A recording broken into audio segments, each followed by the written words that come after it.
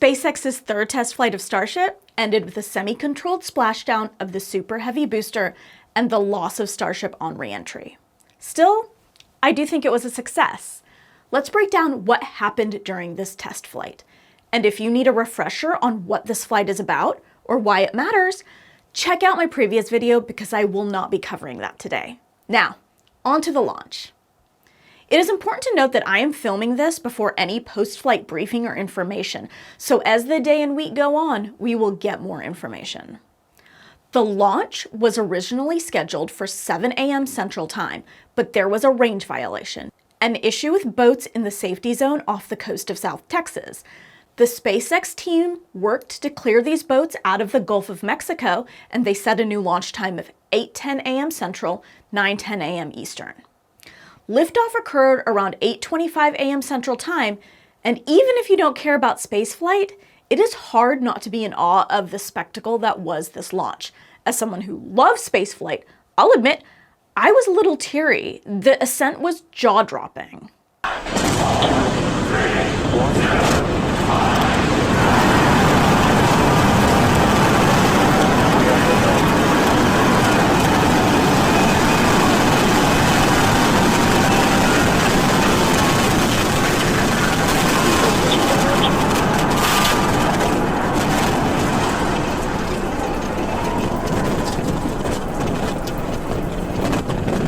Starship cleared the pad and proceeded towards space.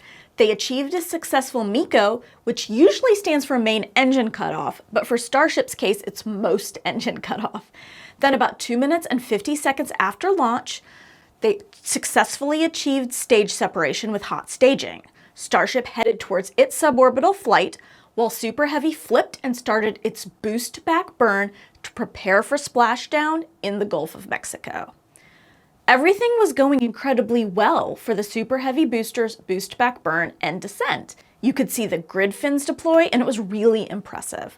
But unfortunately, not all of the engines lit up for the landing burn, so that means that the splashdown was less controlled than they'd have liked. Hard splashdown in the Gulf is what they called it. There were no plans to recover this booster, so while it didn't go perfectly, it was a big improvement because it didn't blow up before it hit the water. Meanwhile, Starship successfully ignited its 6 Raptor engines and continued its ascent into the atmosphere. It had a successful orbital insertion, really suborbital because this flight didn't take Starship to actual orbit. At that point, it cut off its engines and then there was a coast phase. As expected, for the next 30 minutes or so, communication was in and out, but we had great views for most of the flight because there were Starlink terminals aboard Starship, and that made for a high bandwidth live stream connection. That's basically why we had the amazing views we had. You know, SpaceX can be hard to cover as a journalist because they hold things close to the vest and don't release a lot of information, but they know how to put on an amazing show. During the coast phase, Starship had 2 test objectives: opening and closing its payload bay door, which will be used to deploy Starlink satellites in the future, and a propellant transfer demonstration, a preview of future in-flight refueling technology. Both of these occurred, and it seems that they were successful. There were calls for opening and closing of the payload bay door, called the PEZ door, as well as the start and completion of the propellant transfer demo. However, we still don't have the granular details of how they went. Starship actually skipped the Raptor engine burn in space. This was a demonstration of the tech and the ability to relight those engines. We're not quite sure why, but it's up to Starship itself to look at all the data and light that engine. It didn't do it, but they didn't need to do this for successful re-entry. But it's important to note that for operational orbital flights, SpaceX does need to demonstrate that they can light the Raptor engines in space and bring Starship down for a controlled re-entry and landing. So we'll see what happened there, and that'll be an objective on the next test flight. Honestly, some of the best parts of this mission were the unprecedented views we got during the coast phase and re-entry. As Starship came in for re-entry, the Starlink connection managed to maintain the video feed during the intensity and heat of re-entry, and the views were unreal. We saw Starship's flaps try to maneuver the vehicle and heat up during re-entry, as well as plasma formation that usually causes communication blackouts. I have never seen a video like this, and I have seen a lot of space videos. It's a huge test of the vehicle's re-entry from hypersonic flight, which is 5 times the speed of sound.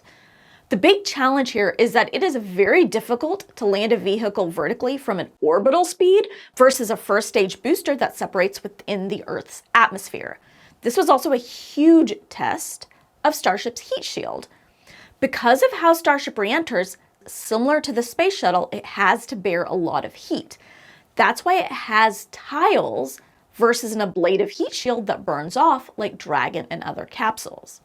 But Starship lands vertically, not gliding into re-entry like the space shuttle. But landing vertically was not an objective. There was not supposed to be a landing burn, and there was no expectation that Starship would survive impact into the Indian Ocean.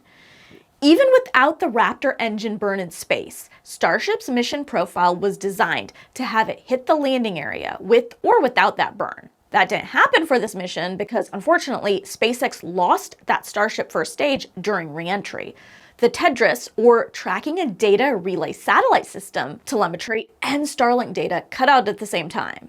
And that was a good indication that they'd lost the spacecraft at around 65 kilometers above the Earth's surface.